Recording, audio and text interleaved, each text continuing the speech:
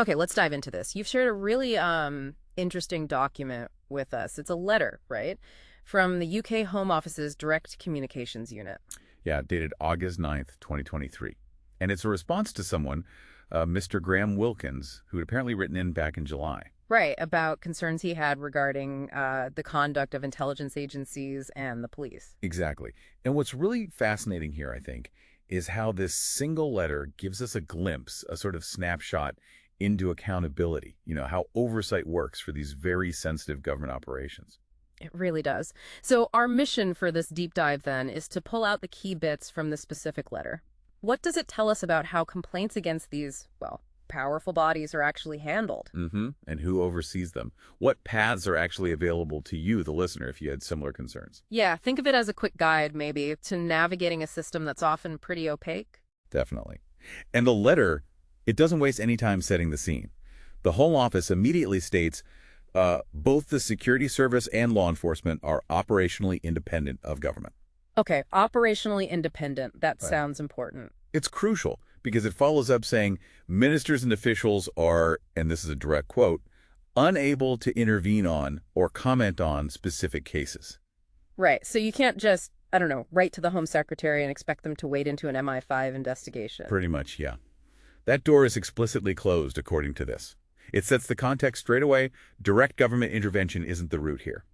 But, okay, independence is one thing, but does that mean they just operate without any checks at all? That seems unlikely. Well, no, and the letter addresses that. It makes it clear that despite this independence, the security service operates within a strict framework of legislation. Legislation. Okay, so laws passed by Parliament. Exactly. And crucially, it adds they are regularly subject to independent and external oversight. So there is oversight, it's just independent and external, not directly political. That's the idea. It's less about a minister looking over their shoulder daily and more about having, formal structures, legal boundaries, and independent bodies that review their actions. Yep. Systemic control, maybe, rather than direct command.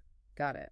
So if you do have a complaint, like Mr. Wilkins, where does this letter actually point you, since you can't go to the ministers? Right. And this is the core recommendation. The letter says, you may wish to raise this case with the Investigatory Powers Tribunal.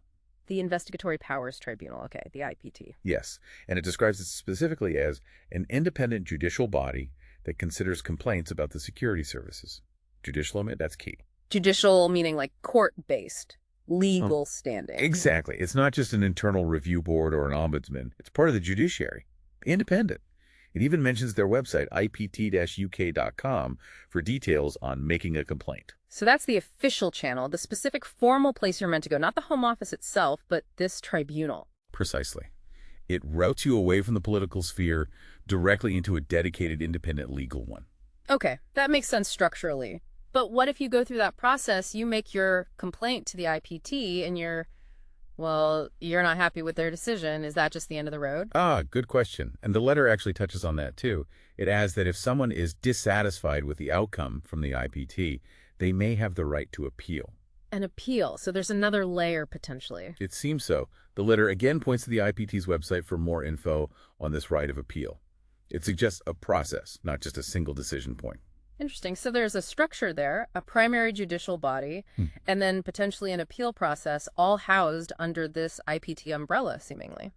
It implies a level of, legal recourse, even within this specialized system. So bring this all together, then. What this letter shows us, essentially, is the official map for raising concerns about UK intelligence agencies or police conduct. Yeah, it underlines that operational independence means you don't go to the government directly for specific cases. Instead, the designated route is this independent judicial body, the Investigatory Powers Tribunal. Right, with its own processes for complaints and even potentially for appeals. Yeah.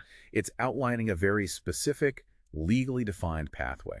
So we've seen how a citizen's concern gets channeled through a system that stresses independence, but also points towards these specific independent judicial avenues. And I suppose this leaves us, and you, with the question to ponder. We see the mechanism laid out here, the IPT, the appeals. But how truly transparent or accessible does this pathway actually feel to the average person? And what does accountability really look like when agencies operate with this kind of independence? Yeah, that's a really interesting point. The structure exists on paper, but the feel of accessing it, that's definitely something to think about further.